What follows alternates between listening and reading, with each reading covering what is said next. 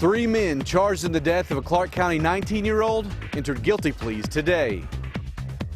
The New England Patriots are hosting the Houston Texans tonight, and with Tom Brady suspended, there are big questions about what the Patriots will do at quarterback.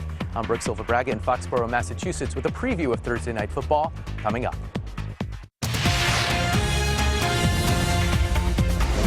This is WKYT News at 4:30.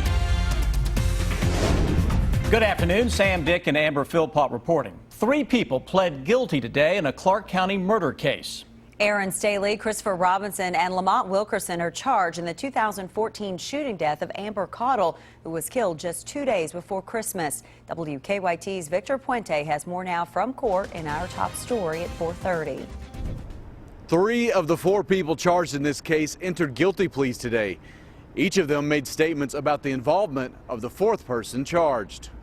19-year-old Amber Caudle was killed in December of 2014 when 3 men tried to rob the people living in the apartment above hers. A bullet fired during that robbery went through the floor and hit Caudle. Christopher Robinson, Aaron Staley, Lamont Wilkerson, and Lillian Barnett were charged in the case. Earlier today, the 3 men all entered guilty pleas. Robinson to murder, burglary, and assault.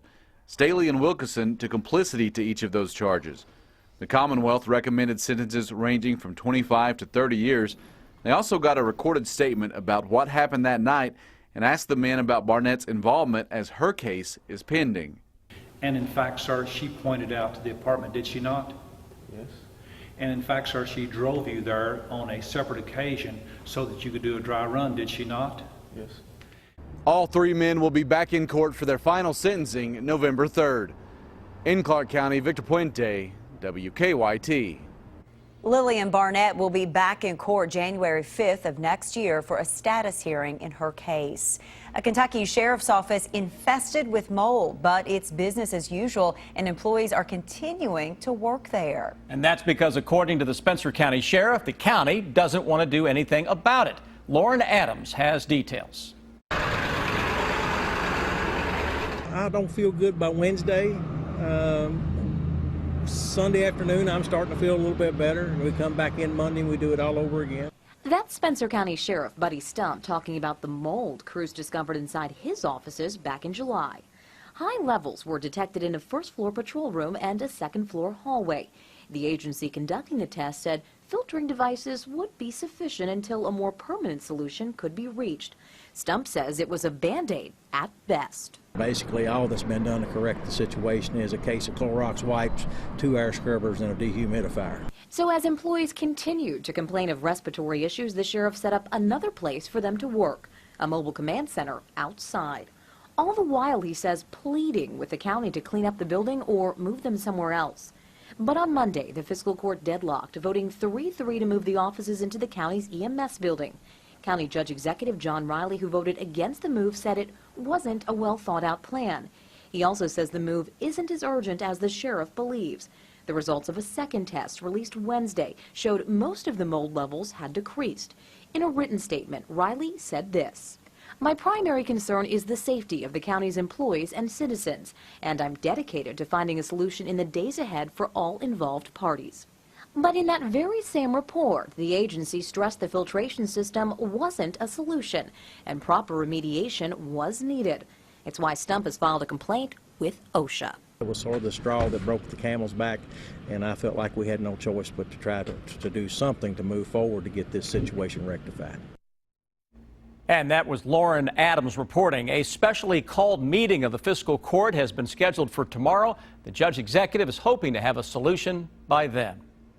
Today is the first official day of fall, but hey, it still feels like summertime out there. Boy, does it ever. But we can tell you that fall weather is on the way. Let's check in now with a guy that says so, Chief Meteorologist Chris Bailey. Yeah, remember earlier this week, guys, I kept saying this week is just going to be so boring that I'll focus more on next week because it does look more active, and yeah, fall comes next week. Short term, not so much. So if you are a summertime fan, you're getting a little added bonus now. It's rolling on for at least the next 2 or 3 days still into central and eastern Kentucky, and really most of the eastern part of the country. Cooler air to our northwest, big-time flooding rains into parts of the Great Lakes and the upper Midwest. Across the Ohio Valley, Tennessee Valley, it's all about the steamy conditions and a dry Defender radar network. It's been that way for the better part of really the past month, as our pattern that was so super soaky into most of summer has now calmed down and has gone dry. Everything kind of balancing out, I guess. Mid and upper 80s into most of central and eastern Kentucky. We'll keep the nice weather going, by the way, high school football fans, through tomorrow evening. Kickoff temperatures 80, 81, 82 degrees. Warm start, still low in mid-70s for the better part of the game. And just like what we've had out there today, no humidity showing up until we get into next week. And that will be a sign of changes, and I'll break those down when I come back in just a matter of minutes. Thank you, Chris. Fayette County Schools just received the all clear today after a summer of work to get radon out of the school buildings. Last fall, testing was done on all 58 Fayette County school buildings. 9 buildings came back with levels of radon higher than EPA recommendations for schools. 2 radon companies worked this summer to outfit the 9 schools with radon mitigation systems, which basically ventilate air out of the building. Each school is unique in its design and layout, so that's why it takes a lot of time to plan and to sort of design a system that's going to abate the radon. Amber's at the live desk now with our investigative reporter Miranda Combs with more on this story that she's working on for tonight at 6. Amber? Sam, thank you. This is a big undertaking, Miranda. So this started last fall, trying to get ready for this year? Right. And remember, this is just a recommendation. There's no requirement for schools to do this. So this was really forward thinking of Fayette County to do this. But apparently last fall, there was a grant application, and part of that was to check for radon. So they thought, well, this is a good time to get started and do it. So they did the testing through the fall and winter and came up with 9 school buildings that were above that EPA recommendation. So they hired a couple companies to come in and work on it. They spend most of the summer, I'm assuming, getting those where they need to be? Yes, one of the companies did 6 of the buildings, and we met them at Russell Cave Elementary. And the thing about a lot of these buildings, obviously, is the buildings are very old. There are a lot of crawl spaces in them. So it took a while for them to get the air ventilations just right. And actually, until today, the last number came in at the very last school. So we've talked a lot about radon. You've done a couple of stories on it. But let's be clear, this isn't something that is a requirement for school systems. I checked with the state today just to make sure they didn't have a list of all the districts that are doing this, and they don't, because it's not a requirement. But Fayette County is going to move forward now and continue to do this, and every school will now be tested every 5 years. So they'll do 20% of the schools each year. Makes the schools even safer than they already are. Very proactive. Miranda, thank you. Her story coming up tonight at 6. Sam? Tonight here on CBS, the Houston Texans visit the New England Patriots on Thursday Night Football. And after a week of questions about who the Patriots will play at quarterback, Brooke Silva Braga is in Foxborough, Massachusetts with a preview of the primetime game. It might be the best job in sports. Even now, after 11 years, I pinch myself every time I step down here. Janie Ritchie and the End Zone Militia stand closer to the field than any fan, and when the New England Patriots score, after a quick celebration with the team, fire real revolutionary muskets. Okay, so I'm going to fire this gun. Okay. Should I close my ears? What do you think? Take it like a man. Okay, we'll see. Wow. The question tonight is, will the militia have much to celebrate? Patriots quarterback Tom Brady is serving a 4-game suspension for his role in illegally deflating footballs, so in stepped Jimmy Garoppolo, leading the Patriots to a Week 1 win. He was looking like Tom Brady. I mean, like, it was unbelievable. And then this, injured in his 2nd game. Rookie Jacoby Brissett filled in and pulled out a Week 2 win. So will Garoppolo be healthy enough to take the field here just 4 days after the injury? Like many questions directed at head coach Bill Belichick, that one got an icy answer. I'm a football coach, I'm not a doctor. They don't call plays, I don't do surgery. Every time Bill Belichick verbally slaps a reporter, an angel gets its wings. Patriots superfan Jerry Thornton is still sore about the Brady suspension. We have to free Brady again. But thinks whoever they put under center can handle the Houston Texans defense. The Patriots are down to their 3rd-string quarterback and are still winning. You afraid you might not be shooting much this game? Well, we never know, do we? There's always magic on this field. There's a lot of magic on this field. These are my boys. They'll be great. Brooke Silva Braga for CBS News, Foxborough, Massachusetts. Brad Pitt and Angelina Jolie splitting up in real life and in wax. That's ahead on WKYT News at 4:30. Now, your hour-by-hour forecast with Chief Meteorologist Chris Bailey. Upper 80s, flirting with 90 again today. I'm going to say it again tomorrow and maybe again on Saturday. Okay, I won't be saying it Saturday, but Mike and Jim will be saying it on Saturday. We're talking about more in the way of some heat rolling in over the next few days. Then we change it up next week. We'll concentrate on what is out there now. And I mentioned earlier, it's not the humidity, it's the heat. Normally we use that the other way around. How do we know they're not dealing with a lot of humidity? We throw the heat index out there. Notice how the numbers did not change. Nothing budged because you're not getting any humidity into the equation right now. Pollen forecast next 3 days. It's all about the ragweed. It is not as high tomorrow and Saturday as what we've had over the past few days. It'll try to ramp back up a little bit with a gusty wind on Sunday, and that'll carry us into the first part of next week. Defender Radar Network, nothing to talk about across central and eastern Kentucky, and we're going to hang on to that dry sky not only for the next few days, but for the most part through the upcoming weekend. Stubborn area of low pressure, throwing up that stop sign, yada, yada, yada. Friday, Saturday, Sunday, 3-day forecast. You got a 3-day weekend. You picked a good one if you haven't covered up the pool just yet. We've got morning fog around, 90 tomorrow, 90 again on Saturday. Feels like summer. Tailgating at Commonwealth Stadium. Whew, it's toasty. Sunday, another very warm day. Winds will pick up. Numbers may come down just a little bit. Hey, speaking of tailgating, there you go, right at 90. Sunscreen should be part of the tailgating equation. No humidity in the air, though. So if you can handle what's out there today, you can handle what's going to be out there Saturday afternoon. Same atmosphere. 79, 80 right at kickoff, and we'll drop it toward the upper 60s and the low 70s for the trip out of Commonwealth Stadium. Bigger changes looking more and more likely as we go into next week. Jet stream's going to take a big dip across the country, and that may progress fairly quickly to the east with some showers and some thunderstorms, and the potential for some little pocket of very cold air upstairs to kind of cut off from the main flow. It's a fancy way of saying that if that happens, it'll keep the unsettled weather going for 2 or 3 days. If it is just a simple cold front passes through, you get a little shower or thunderstorm Monday, Tuesday, and then the bottom begins to drop out of the thermometer in relation to where we've been. Let's not get too carried away. Upper 60s, low 70s, that happens sometimes at the end of September. It also happens that you can have a string of 90-degree days. Just so happens this September has featured a little more than what we should be getting. A shower thunderstorm late in the day on Monday, gusty winds. Tuesday's forecast 70, 69, 68, lows reaching the 40s potentially by the middle of next week. I will say running outside this morning about 7:30, 8 o'clock felt like fall. It did. Not the rest of the day. Right. You got to keep in mind, too, there's no humidity. Yeah, it's perfect. What time did you run? About 7:30, 8 o'clock. Had to be that early. It's a good time. Yeah. I was still asleep. You and me both. Thanks, Chris.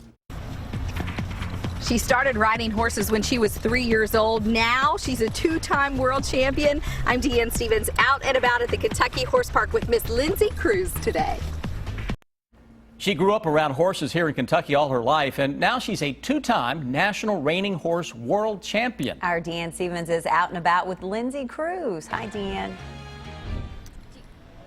Hey, good afternoon from the Kentucky Horse Park, where we are talking to the 2-time world champion in the reining division, Miss Lindsay Cruz, who is with us. And she just returned winning all kinds of things. She and her horse, if you missed it, we were talking, have won over $130,000.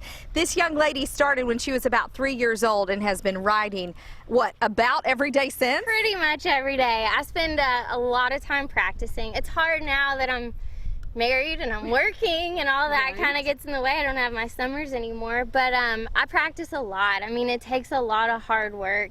You know, we practice a lot too at the horse shows. We'll get up at 1 or 2 o'clock in the morning because no one else is in the arena.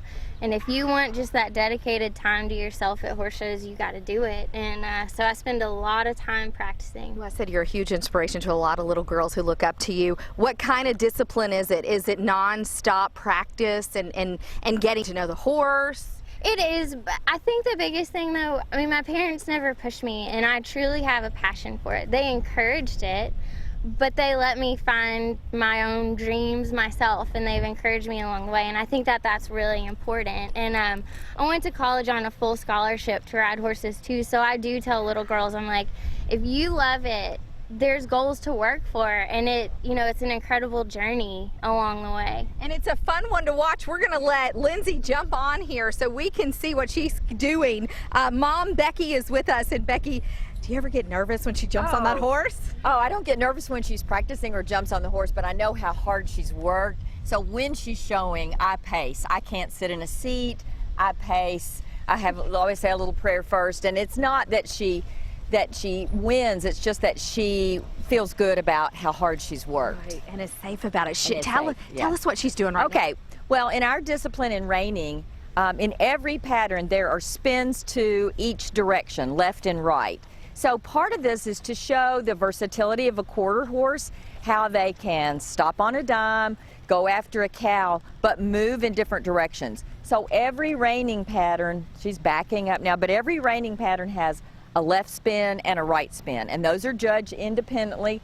Just like people, some horses have a better way of going in one direction than the other, like right-handed or left-handed, but and some horses have a better attitude about it than others too, don't they? Exactly. She seems like she has complete control of this horse, and I think that's one of the key things in what she does. She does. She's very confident seat. In reining, we're using our seat, the voice for whoa and so on, but also the reins as well. So there's different aspects of it, and I think she just exudes a great seat and legs, and I always aspire to sit like that, and it doesn't happen for a lot of us. She's got those nice long legs, and she just started this at a young age. Well, what a beautiful young lady. So where do we go from here? Two-time world champion, what's next? Well, we do have the All-American Quarter Horse Congress in October, so that's another goal. She's won it several times in the past, and that will kind of finish out her current horse's career in terms of the aged events. So we have October to come up, and the All-American Quarter Horse Congress is huge in our deal. There'll be horses competing from all over the country. Wow. And where does that take place? In Columbus, Ohio, at the Ohio State Fairgrounds.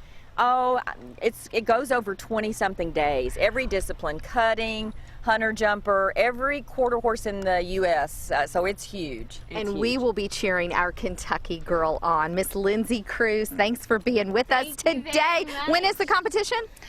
First weekend in October, so I'll be headed there, and then our ultimate goal after that is to get him to the World Equestrian Games. So he'll have a good vacation, and then we'll see what happens from there. And we will be watching you, my dear. I'm Deanne Stevens, out and about at the Kentucky Horse Park, two-time world champion. Back to you guys. A big brother is now $500,000 richer, and museums worldwide are making changes over Brad Pitt and Angelina Jolie's divorce plans. Suzanne Marquez has your eye on entertainment.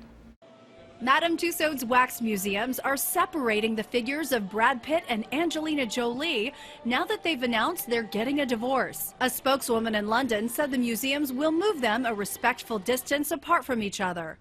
Brangelina wax figures are on display at 15 of the museum's 20 locations, including several in the U.S. Charlie Daniels took a tour of his own memorabilia at a new exhibit in his honor at the Country Music Hall of Fame in Nashville. It revisits Daniels' 6-decade career in country and bluegrass music through pictures, awards, and even a check signed by Elvis Presley. It's that somebody takes the elements of your life and your souvenirs of your life and that sort of thing and arranges them in a way that that you would never think about.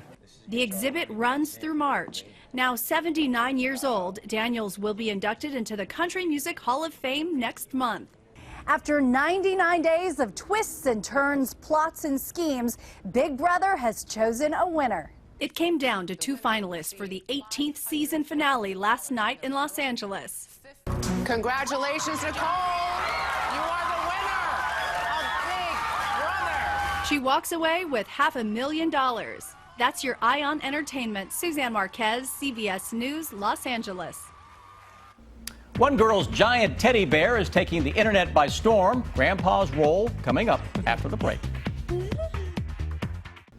Many folks are sweating it out on this first day of fall. Yeah, you said you were running early, so it wasn't quite as bad then. But Chris, as we got more into the day of this first day of fall, felt again like August, didn't it? Minus the humidity. It's a dry heat that is out there across the region right now. Humidity at last check was at 29%, bone dry, but thermometers are flirting with 90 into many areas. That deep blue September sky is with us, but it is just coming with a toasty price out there with those thermometers that are way, way up. And obviously on a day like this, you're not going to find anything precipitation-wise. Defender Radar Network taking the majority of the month of September off so far. We'll change that up, though, as we go into next week. I'll touch on that a little later. Right now, let's touch on live drive traffic with Officer Don. Overall traffic view this afternoon, we're doing better on the Interstate 75 at Man of War's back to normal, and just had a look at the circle. Slowest traffic around Leestown Road. Stop and go past the circle over to Versailles Road. Drive times for now to Paris, it looks like we're running about normal. No major delays to Winchester. 75 across the Clays Ferry Bridge, less than 25 minutes to Richmond. Now back to you in the studio. Officer Don, thank you. A man receives a surprise check and a giant teddy bear. It is the video that will have you talking. Take a look at this.